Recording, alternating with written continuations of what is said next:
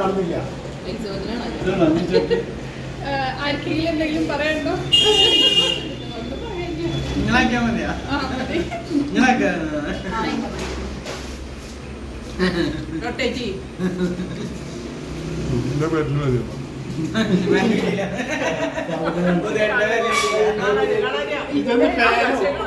യോഗ കഴിഞ്ഞിട്ട് ചില്ലിങ്.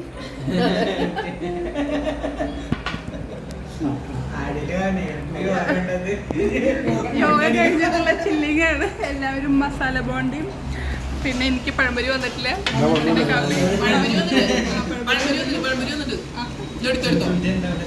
ഇതെന്താ ഉള്ളിവട? Good morning.